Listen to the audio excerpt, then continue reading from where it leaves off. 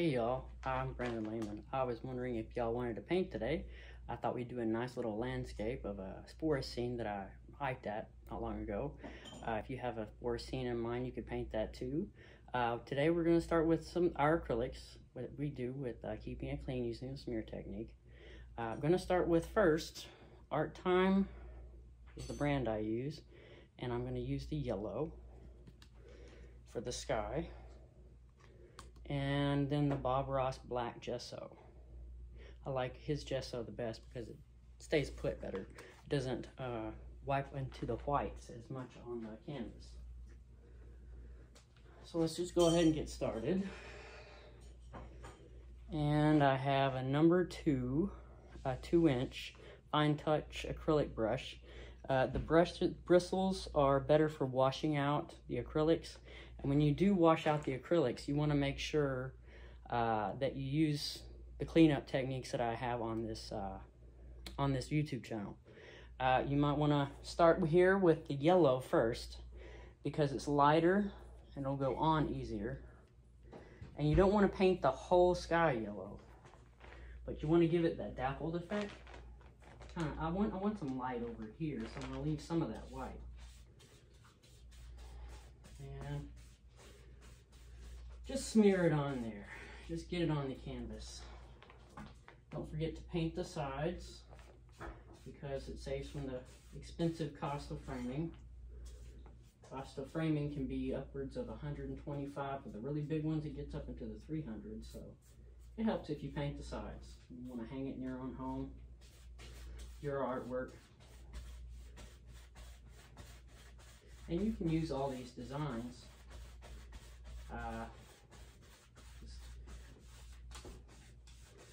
Sell them, draw them, different things. I hope you enjoy them. You can use my technique, but just don't say it's wrong. You can have all the free videos you want.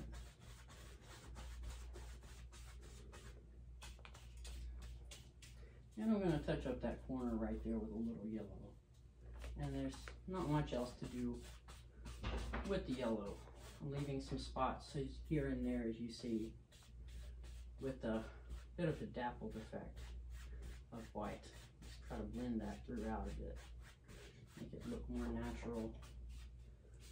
And we're going to make a nice forest scene. It's going to have rocks and stepping stones. Nice little place where the photographer can stand off to the side and it kind of goes around. It's a nice hiking place I went to lately called Ruby Falls. They built the bridge out there though, so you can't really get down into the rocks anymore. Well, I'm not going to wash the brush. That's why I did the yellow first. I'm going to go into the black gesso, Bob Ross black gesso, and just cover the bottom. Just smear it on there. I want my land to start right there. And there's my water. It's going across into the other side of the stream.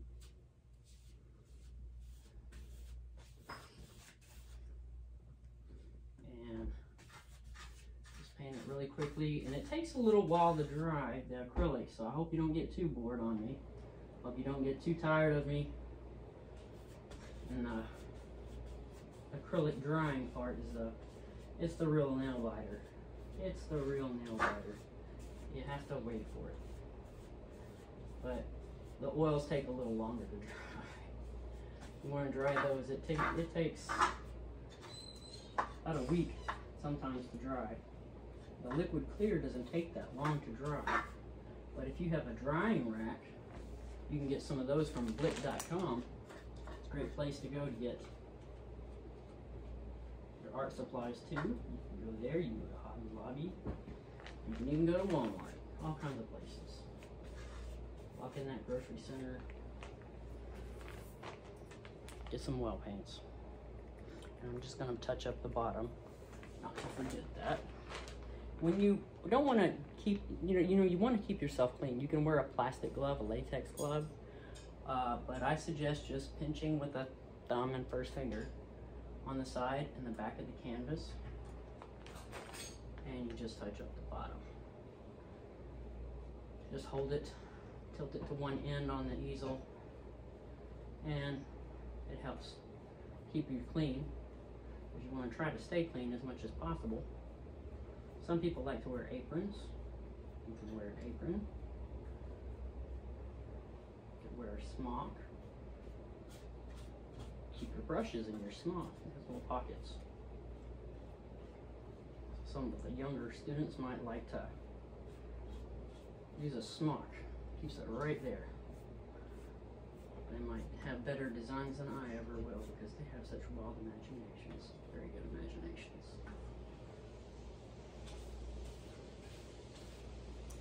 Okay, well, we're gonna let the acrylic dry and we'll come right back.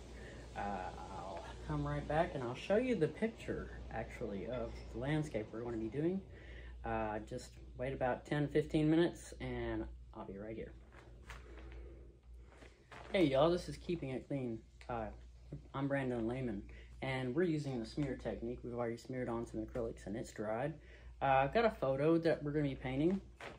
I took this photo out at Ruby Falls. We're going to be doing something similar to that. As you can notice, the yellow at the top, the trees, the water. Gonna have some fun. And the colors should be running across the bottom of your screen right now. And I am going into some Bob Ross Liquid Clear using a 1-inch Bob Ross landscaping brush. Just gonna use some liquid clear, get it wet so that the paint will move better. And we're just carrying on Bob Ross's technique here, making it a little easier to get your ideas on canvas. And maybe there's a barn or something that you saw that you'd really like to paint. And you just smear the basic acrylic colors on there and you get more detailed with the oils. When you go in with the oils and you get some detail, just a little at a time. You can do it standing, you can do it seated, at a desk, anywhere you care to. And I'm just putting a layer of it on. And when you put this on, the liquid clear, make sure that you wipe it off using a paper towel. I like the Scotch Blue paper towels. You might enjoy those. They are very thick and they don't leave any white fuzz behind. So they work really good. Putting it all over the canvas, touching up the sides and the top. Making it nice and wet. And you can use this Bob Ross Liquid Clear. You can use his colors. You can use any kind of colors you care to. Bob Ross has some array of colors. I typically like Georgian Oils by Dalarani. And they just have a lot of different colors that I prefer. You can get those at blick.com. They're always coming out with new colors, new brands. So it's a great place to shop. You can go to bobross.com too if you care to get some of his products, some interesting t-shirts like him. So we've gone ahead and smeared that on. Need to wipe it down with a paper towel. So stop the paper towel. Shop paper towel. Just wiping it all off. And your acrylic will stay in place. And your clear should just barely be visible. Just enough to make it shine. Might use it again later. Try to conserve. Be a little conservative. Conservationist. And let's see. I'm gonna start with that photo, and you can go by that, but you want to start using the green. I've got sap green right here. I'm just gonna paint a layer of that where I have the black here. Make a nice magical, miraculous happening here on canvas. It really really pops out whenever you add the highlights on top of this. You don't have to do it like this. This is using the tones of the color, the hues, the characteristics. If it's shinier, you can use, for instance, you can put on purple and come in with some red or some yellow, and it will make some very interesting designs. And I think that you might enjoy that. But you can learn the characteristics of each color, and it just takes experience. So if you stick with it, you can do all kinds of miraculous things. And I'm just touching up the sides there. And I'm going to use the same brush, just using the black. Saving myself some brush cleanup. Ivory black. And I want my rocks to be right around in here. And they're going to be flat rocks, just like steps. And right here, where that ends, a nice black rock over here.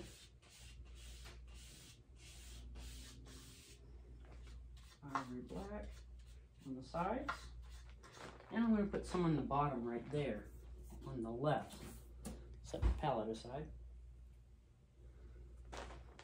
And you're going to get a little dirty if from time to time, but just keeping it clean, just trying to stay as clean as possible, using the minimal amount of cleaning. It just makes you feel better about your painting. And maybe a rock or two here in the background, I think. Yeah, right there. Okay, so I'm setting down my dirty brush. I will clean this later. And I have listed on the YouTube channel, my YouTube channel, at Keeping It Clean, using the smear technique. I have a way of cleaning your brushes and doing all sorts of things like that. So we have the yellow on top. I'm losing track of where I'm at in the forest. I almost got lost on that little hiking trail. So, Prussian blue. I'm going to use the Prussian blue on a 1-inch brush and put my scream down here. Now this isn't exactly like the picture, but I'm just using that for inspiration. You could use hiking places you've been to. Lots of great ideas out there in the world. You can go to any place in Tennessee, in fact. Paint some mountains from Tennessee. A little different mountains, the Appalachians. And I believe I've got it all covered there. Put that on the bottom. See a little too much paint there. There we go. Okay. So I've laid down my colors in the background that I'm going to bring out. And I'm going to pretty much using some highlights bring out the rest of the painting. So I've got a clean 1-inch Bob Ross landscaping brush. I'm going to go into some sap green. I've got 2 spots of sap green, one to keep separate from the bottom. If needed, you could do it that way. You could do it any different way. And so I'm going to make some trees up here. And make some nice little highlighted areas of some trees. You want to put each limb, each little leaf, just about where it should be. Don't make the whole tree all at once. Just slowly grow friendly with the trees. I'm going to paint each branch, excuse me. And going into some more sap green. Over here we have a bit more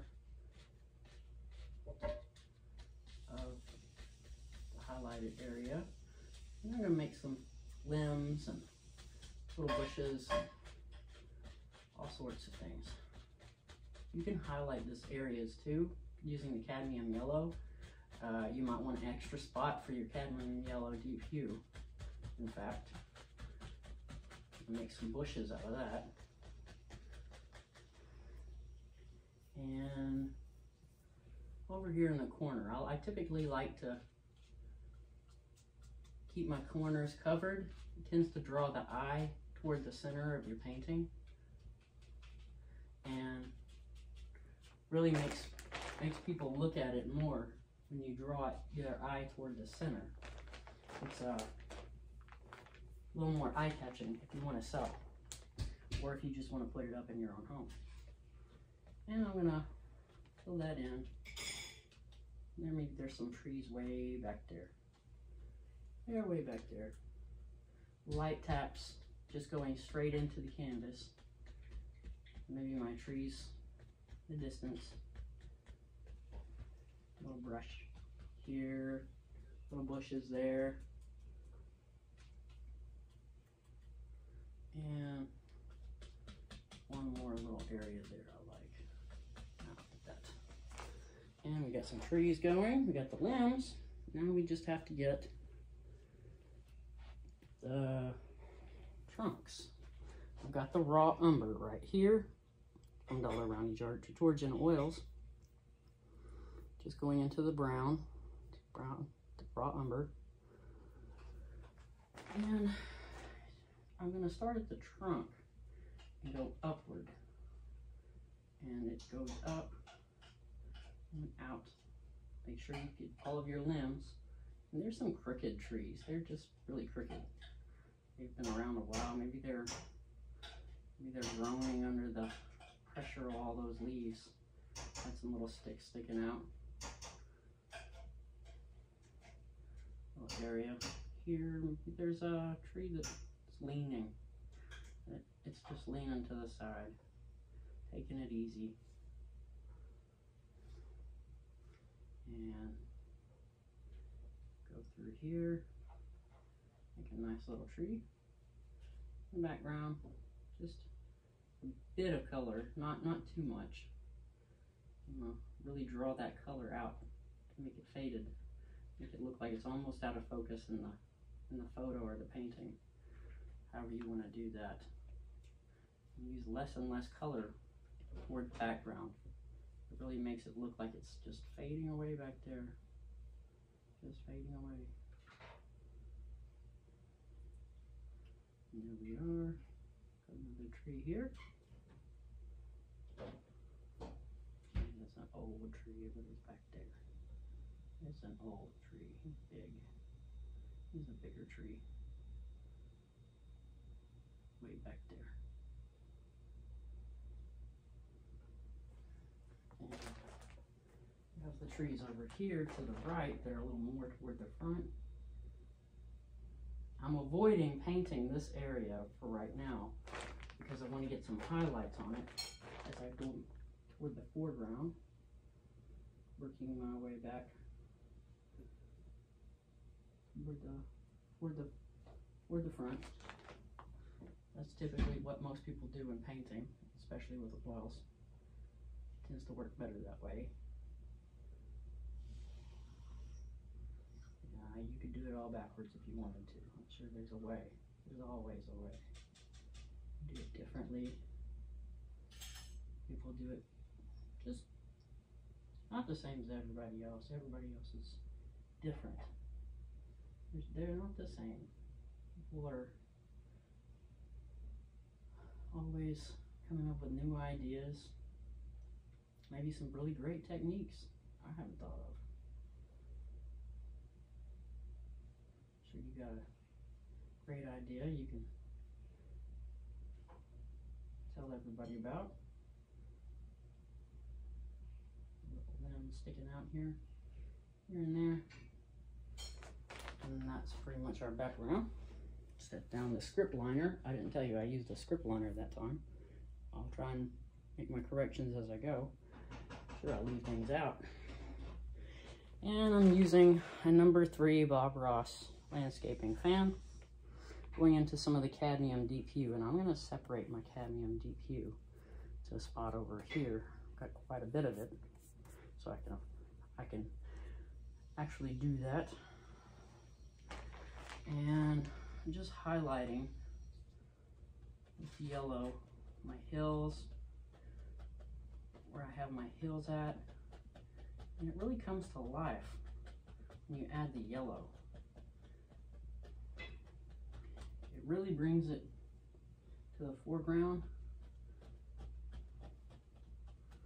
makes that little magical, miraculous way that Bob Ross was known for. A great guy. And just tap this in here. Add a little more to the foreground. There's some out there on the edge.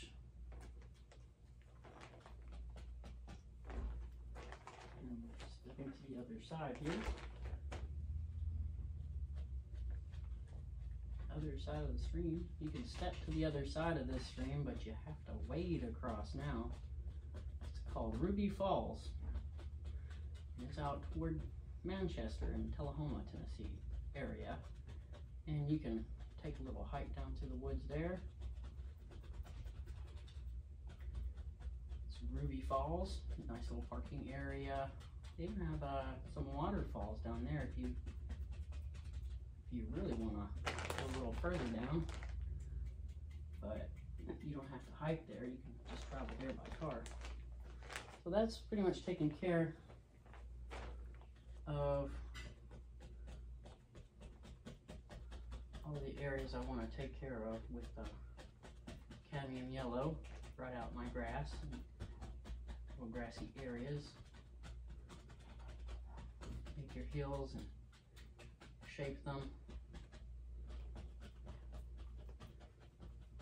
Really make it look interesting.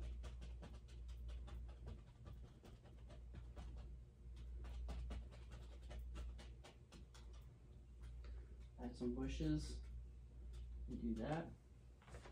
Don't cover up all your areas though, if you're going to add some bushes and trees. And I am going to add a few more trees.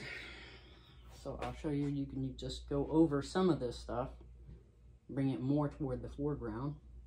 I have a couple of trees back there that look pretty good. They look big. And maybe that tree you just decided to plant right there. It's some little squirrel a long time ago planted it for us. He planted it for us to enjoy, and he's out there chewing on acorns, not even knowing he's doing God's job, planting trees. Pretty cool. Nature works well together, different ways. And we got a little tree here, and I want that tree to be leaning real bad. I really wanted that tree to lean, so it's gonna lean.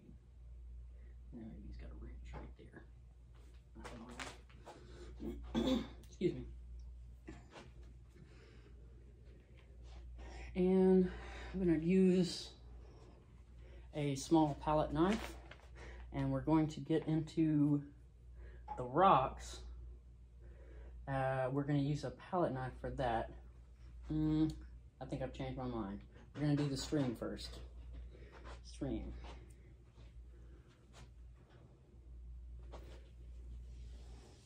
Using the number 3 landscaping pan. Just go into some titanium white. Cover both sides of the brush. Begin your stream in the background. There's a few little splashes here and there. And just pull to the side. Try to remember where your black is. I know it's a little difficult. But if you can remember where your black is, then you're all set.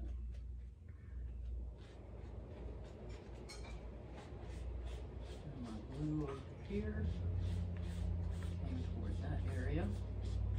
There was a nice little reflecting pond right about there. It just reflected. It goes down, just splashes on down to the bottom. It splashes upward from the bottom too. You can add some of that to the bottom part. Get a little more titanium white on my brush before I do the bottom. And there's a nice little splash in here. Big splashes. Maybe small splashes. However you want to do that. However I think that might look best.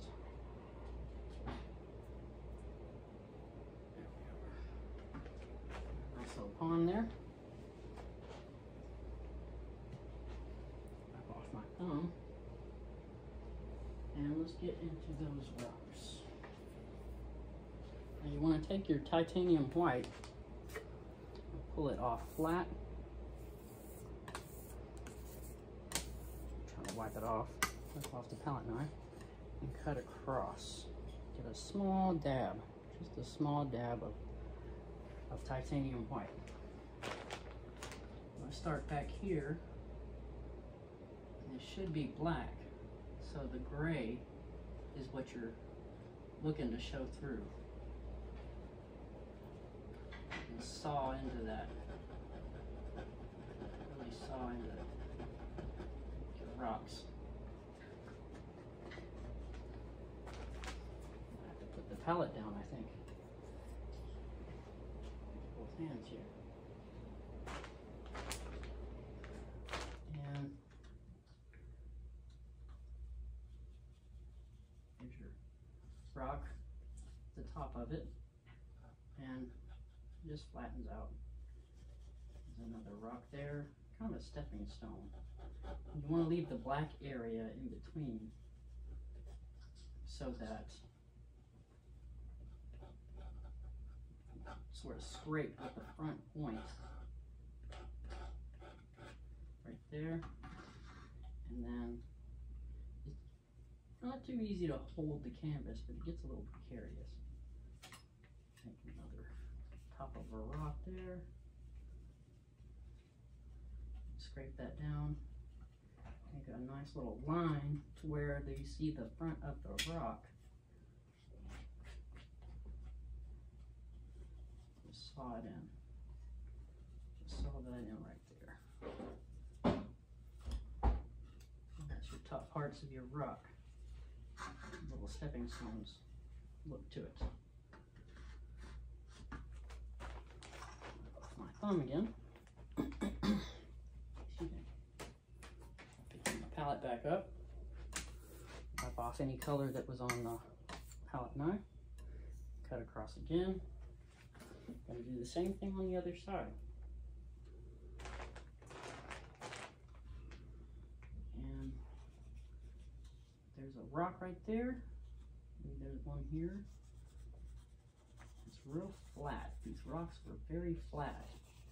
So I just want to saw it in, make a little line coming down to where it connects to the next rock.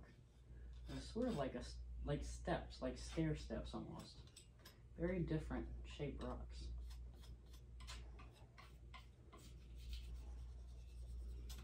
And take care of that one little corner there. It gets to the edges at the corners. Right there, it gets pretty difficult, so you have to really try hard for that.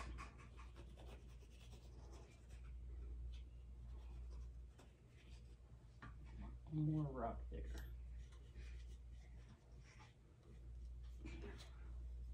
It comes up a little. Yeah. Okay. Make a little line here and a little line there. They follow each other. Leaving your black areas in between. You can see that pretty well. Hope you can see that in your painting. And this one's kind of blue, but that's okay. The water can have gone over that a bit. That'll look as if the water's really splashed up there. That's good. Make your shoreline. Saw into the shore. A bit here and there. Just tidy things up. Make it look nicer. Any little details you want to add. These rocks did look like stair steps, so if your painting looks like stair steps, I mean, that's exactly what they're supposed to look like. Looks like somebody just put those rocks there, a whole bunch of them. So that's all I've got for you today. Hope you enjoyed short little video and enjoy painting. And this is Brandon Lehman, keeping it clean using a smear technique. Y'all have a good day. Have a great day. Bye.